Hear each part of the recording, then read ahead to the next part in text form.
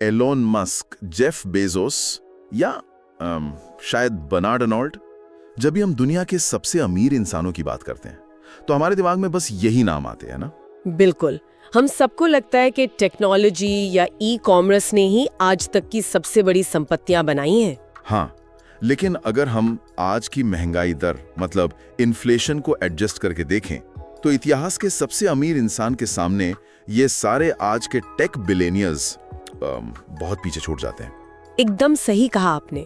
आज के हमारे इस डीप डाइव का विषय वो इंसान है जिसकी कुल संपत्ति अगर आज के हिसाब से आंकी जाए तो वो $400 बिलियन से भी ज्यादा थी। $400 बिलियन? मतलब दिमाग चकरा जाता है ये नंबर सुनकर। हम बात कर रहे हैं जॉन डी रॉकफेलर की, एक ऐसा आदमी जिसे उस समय अमेरिका का आधा हिस्सा एक क्रूर लालची राक्षस मानता था। और मजेदार बात यह है कि दूसरा आधा हिस्सा उन्हें इंसानियत को बचाने वाला भगवान का भेजा हुआ मसीहा मानता था। और ये दोनों ही छवियां बिल्कुल सच थीं।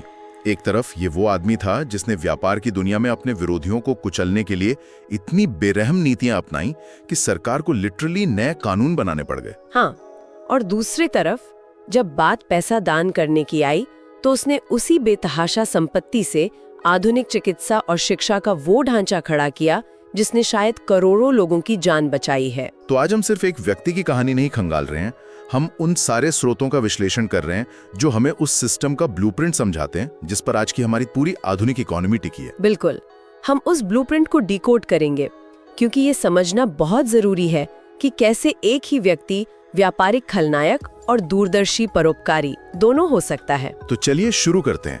एक इंसान जो एक ही जीवन में $400 बिलियन का साम्राज्य बनाता है और फिर उसे दुनिया बदलने के लिए लुटा देता है।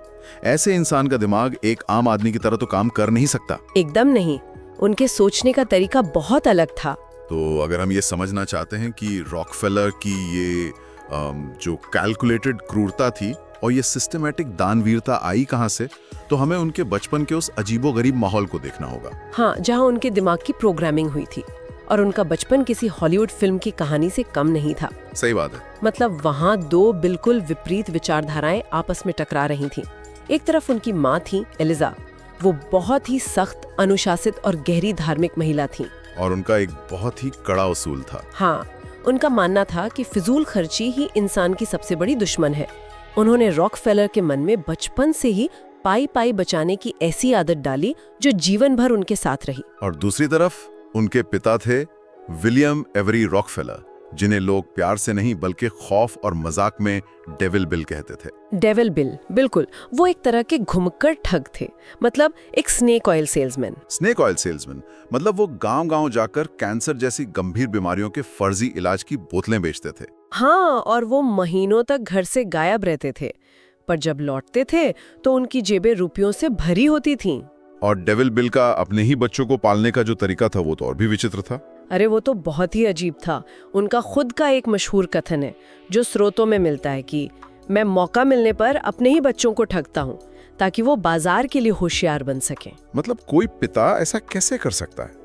वो अपने ही बेटों को पैसे उधार देते थे और उस पर बकायदा ब्याज वसूलते थे। जी हाँ, तो जरा सोचिए, एक बच्चा जो अपनी माँ से कठोर नैतिकता और बचत सीख रहा है और अपने पिता से बाजार की क्रूर चालाकी। इन दोनों चीजों ने मिलकर रॉकफेलर को यह सिखाया कि दुनिया में किसी पर भरोसा मत करो सिवाय अपने हिसाब किताब के। बिल्कुल, और ये हिसाब किताब वाली बात कोई अतिशोक्ति नहीं है। 16 साल की उम्र में उन्होंने एक बुक कीपर के तौर पर अपनी पहली नौकरी शुरू की थी। हाँ, वो तारीख थी 26 सितंबर 1855। और ये दिन उनके लिए इतना बड़ा था कि वो इसे जीवन भर अपने जॉब डे के रूप में मनाते रहे।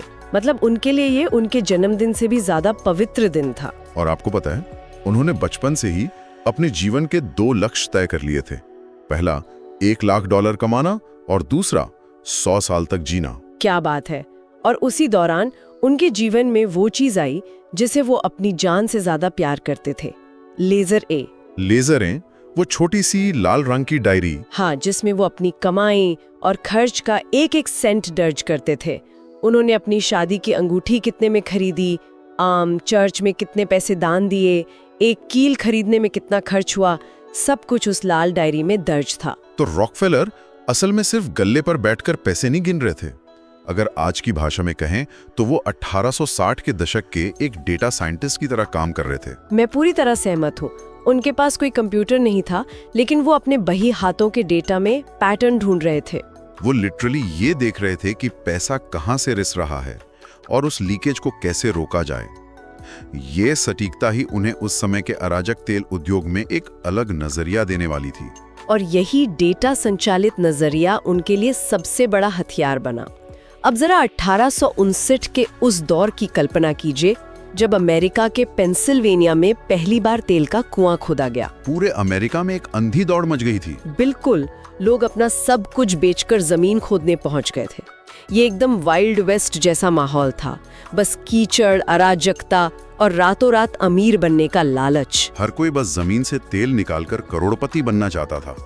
एक तरह से ये बहुत बड़ा जुआ चल रहा था, कभी तेल निकलता, कभी सिर्फ सूखी मिट्टी। पर रॉकफेलर ने इस जुए में हिस्सा नहीं लिया। उन्होंने खदानों के इस अराजक डेटा को देखा और समझ गए कि तेल निकालना तो किस्मत का खेल है। और रॉकफेलर किस्मत पर नहीं, कैलकुलेशन पे भरोसा करते थे। बिल्कुल। उन्होंने देखा कि जो भी तेल जमीन से निकलेगा, उसे इस्तेमाल के लायक बनाने के लिए, मतलब लालटेन में जलाने के लिए, उसे रिफाइन तो करना ही पड़ेगा। मतलब खदानें किसी की भी हों, तेल तो उनके कारखानों से होकर ही गुजरेगा। जी, असली पैसा सोने की खदान ढूंढने में नहीं, बल्कि फावड़े बेचने में था। या इस मामले में तेल को शुद्ध करने में था। रिफाइनिंग की मांग तो कभी कम होने ही नहीं वाली थी। और यही रॉकफेलर का पहला सस्टेनेबल मार्केट एडवांटेज था। उन्होंने ड्रिलिंग को पूरी तरह इग्नोर किया और रिफाइनिंग पर अपना पूरा फोकस लगा दिया। और फिर 1870 में उन्होंने स्टैंडर्ड ऑयल की स्थापना की। और यहीं से उस भयानक सिस्टम की शुरुआत होती है। रॉकफेलर ने जब रिफाइनिंग शुरू की तो उन्होंने देखा कि लागत बहुत आ रही है। हाँ, खासकर तेल को स्टोर करने के लिए जो लकड़ी के बैरल यानी पीपे इस्तेमाल होते थे, वो बहुत महंगे पड़ रहे थे। बिल्कुल। बैरल बनाने वालों ने देखा कि बाजार में तेल की बूम है, तो उन्होंने एक बैरल की कीमत बढ़ाकर $3 कर दी। अब एक आम व्यापारी इस कीमत को चुपचाप मान लेता और अपने ग्राहकों से ज्यादा पैसे वसूलता। लेकिन रॉकफेलर ने ऐसा नहीं किया। उन्होंने सोचा, मैं किसी और से बैरल क्यों खरीदूं? उन्होंने सीधा सफेद ओक के पेड़ों के जंगल ही खरीद लिए। अरे बाप रे, मतलब सीधे जंगल ही खरीद लिए? हाँ, फिर उन्होंने अपनी खुद की बैरल बनाने की फैक्ट्री लगा दी। बैरल पर लगने वाले लोहे के छल्ले बनाने के लिए उन्होंने अपनी खुद की लोहे की खदान और भट्टी तक खरीद ली। इसका नतीजा ये हुआ कि जहां बाकी कंपनियों को एक बैरल $3 का पड़ रहा था, रॉकफेलर ने अपनी लागत घटाकर सीधा $1.5 कर दी। इसे आज बिजनेस की भाषा में वर्टिकल इंटीग्रेशन कहते हैं। उन्होंने सिर्फ कच्चा तेल खरीदना बंद नहीं किया, उन्होंने पूरी सप्लाई चेन को ही निगल लिया। और तेल को रिफाइन करने के लिए सल्फ्यूरिक एसिड लगता था, तो उन्होंने अपना खुद का केमिकल प्लांट लगा लिया, पाइपलाइन बिछाई, अपने टैंक खरीदे, अपनी वैगन खरीदी। मतलब वो किसी पर निर्भर थे ही नहीं। और जब आप हर चीज खुद बना रहे हैं, तो आपकी लागत आपके प्रतिस्पर्धियों से इतनी कम हो जाती है कि आप बाजार के खेल के नियम खुद तय कर सकते हैं। आप तेल इतनी सस्ती कीमत पर बेच सकते हैं जिस पर बाकी लोग अगर बेचें तो वो अगले ही महीने दिवालिया हो जाएंगे। बिल्कुल। रॉकफेलर की एक बहुत ही स्पष्ट और क्रूर फिलॉसफी थी। वो कहते थे कि प्रतिस्पर्धा एक पाप है, competition is a sin. Competition is a sin, मतलब उनका मानना था कि बाजार में कई छोटी कंपनियों का आपस में लड़ना सिर्फ बर्बादी है। पूरा बाजार एक ही कुशल सिस्टम के तहत चलना चाहिए। और जाहिर है वो सिस्टम उनका अपना होना चाहिए। और अपने सिस्टम को कायम रखने के लिए उन्होंने जो किया वो व्यापारिक इतिहास के सबसे काले अध्यायों में से एक माना जाता है। 1872 का मशहूर क्लीवलैंड नरसंहार। ये कोई खून खराबा नहीं था, बल्कि एक कॉरपोरेट कत्लेआम था।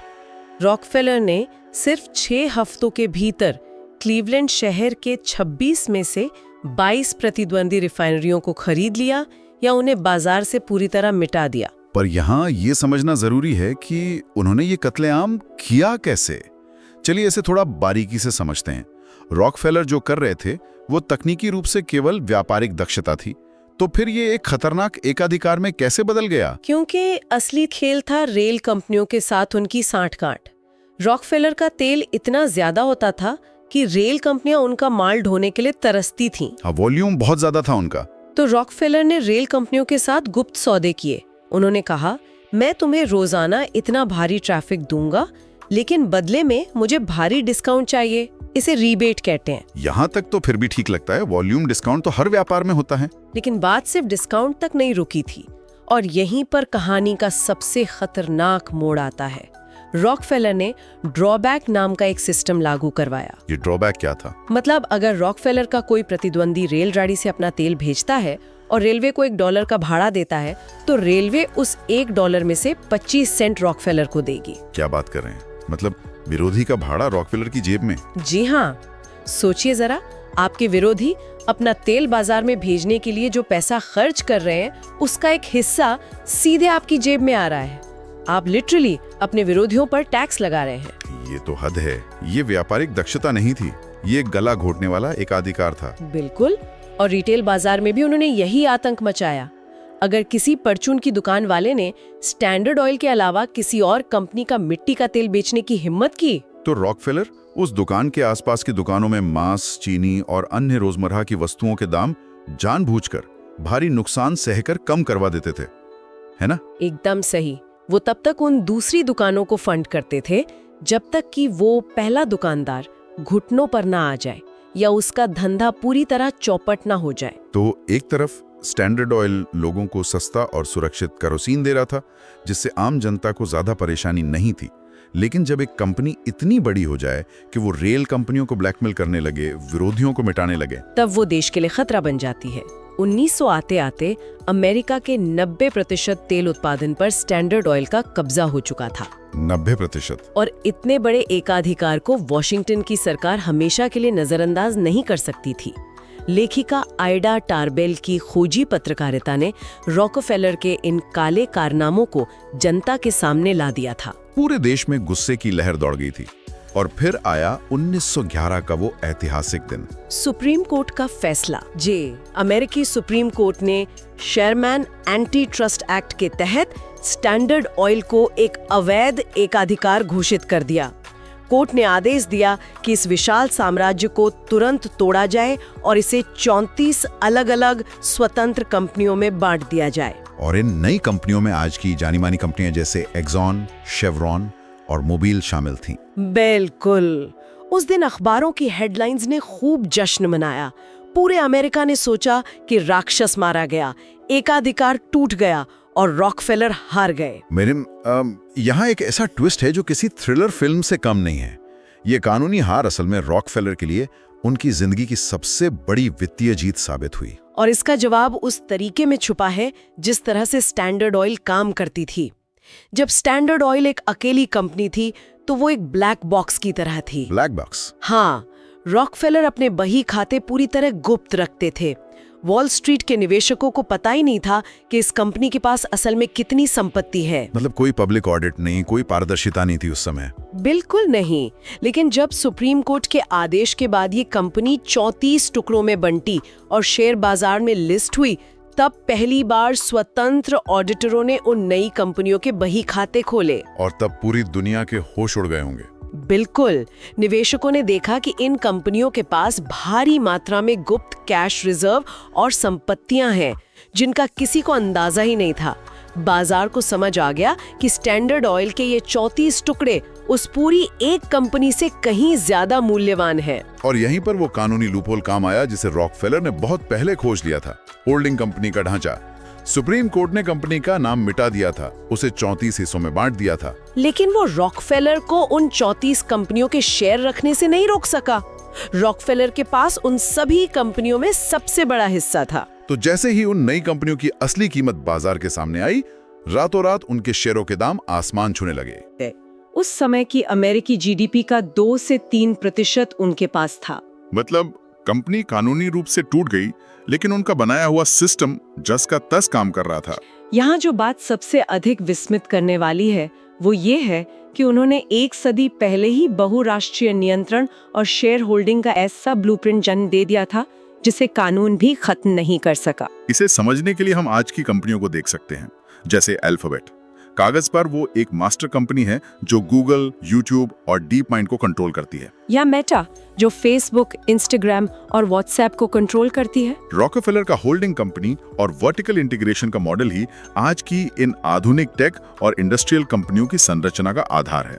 यह तो हुआ रॉकफेलर का वो चेहरा जिसने बाजार में किसी को सांस नहीं लेने दी। लेकिन अब हम कहानी के उस हिस्से पर आते हैं जो रॉकफेलर का सबसे बड़ा विरोधाभास है। परोपकार का मसीहा।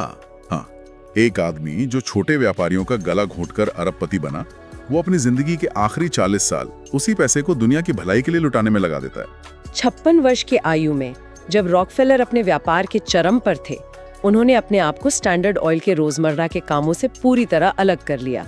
और इसके पीछे उनका धार्मिक विश्वास था, है ना? हाँ, उनका एक बहुत ही गहरा, लगभग कट्टर धार्मिक विश्वास था। उनका मानना था कि भगवान ने उन्हें पैसा कमाने की क्षमता दी है ताकि वे उसे वापस समाज को दे सकें। लेकिन उन्होंने अपना परोपकार किसी आम दानवीर की तरह नहीं किया। उन्होंने सिर्फ गरीबों को खाना खिलाने या अनाथालय बनाने के चेक नहीं काटे। बिल्कुल नहीं। उन्होंने दान को भी एक व्यापारिक समस्या की तरह देखा। उन्होंने उसी डेटा संचालित क्रूर दक्षता को मानव कल्याण पर लागू कर दिया। और इसका सबसे बड़ा उदाहरण है Rockefeller institute for medical research, जिसे आज रॉकफेलर यूनिवर्सिटी के नाम से जाना जाता है। उस समय ज्यादातर दान अस्पताल बनाने में जाता था जो सिर्फ लक्षणों का इलाज करते थे। लेकिन रॉकफेलर ने कहा, हम बीमारों का इलाज नहीं करेंगे, हम बीमारी को ही बाजार से खत्म कर देंगे। मतलब उनका उद्देश्य बीमारियों के मूल कारणों को खोजना था। इस अप्रोच ने मेडिकल रिसर्च के पूरे तरीके को ही बदल दिया। शिक्षा के क्षेत्र में भी उनका तरीका कमाल का था। शिकागो यूनिवर्सिटी की स्थापना में उन्होंने जो किया वो उनकी व्यावसायिक चालाकी का एक बेहतरीन नमूना है। हाँ, उन्होंने सीधा पैसा नहीं दिया था, उन्होंने एक सशर्त दान का सिस्टम बनाया था। बिल्कुल। उन्होंने शहर के अमीरों से कहा, मैं $6 लाख तब दूंगा जब तुम सब मिलकर $4 लाख इकट्ठा करोगे। मतलब वो दूसरे लोगों को भी अपनी जेब ढीली करने पर मजबूर कर रहे थे। वो पूरे समाज को इस सिस्टम का हिस्सा बना रहे थे। और फिर अमेरिका के दक्षिणी राज्यों में हुकवर्म नाम की एक बीमारी का कहर था। ये हुकवर्म क्या है? ये एक परजीवी था जो लोगों का खून चूस लेता था, जिससे पूरी की पूरी आबादी कमजोर और सुस्त हो जाती थी। वहाँ की इकोनॉमी इस वजह से बर्बाद हो रही थी। और रॉकफेलर ने हुकवर्म को भी एक प्रतिद्वंदी रिफाइनरी की तरह देखा। क्या बात है, एक बिजनेस कॉम्पिटिटर की तरह। हाँ, उन्होंने इसे मिटाने के लिए बाकायदा सैनिटरी कमीशन बनाया, लाखों डॉलर खर्च किए, डॉक्टरों की टीमें गांव-गांव भेजी, लाखों लोगों को टेस्ट किया और दवाइयां बांटी। और कुछ ही सालों में उन्होंने पूरे अमेरिकी दक्षिण से हुकवर्म की बीमारी को लगभग जड़ से उखाड़ फेंका। और फिर 1913 में उन्होंने रॉकफेलर फाउंडेशन बनाया, जो आज भी वैश्विक स्वास्थ्य और शिक्षा को आकार दे रहा है। उनके इस दानवीर रूप और उनकी मानसिकता को लेकर एक बहुत ही अद्भुत घटना है जिसका जिक्र करना यहाँ जरूरी है। ये घटना भारत के स्वामी विवेकानंद से जुड़ी है। आहा, स्रोतों में इसका बड़ा दिलचस्प जिक्र है। एक बार स्वामी विवेकानंद बिना किसी अपॉइंटमेंट के रॉकफेलर के घर पहुंच गए और सीधा उनके स्टडी रूम में चले गए। बिना अपॉइंटमेंट के? उस दौर में रॉकफेलर दुनिया के सबसे रसूखदार लोगों में से थे। उनसे मिलना देशों के राष्ट्रपतियों के लिए भी मुश्किल था। बिल्कुल। वो हैरान रह गए कि ये सन्यासी सीधा उनके कमरे में कैसे आ गया।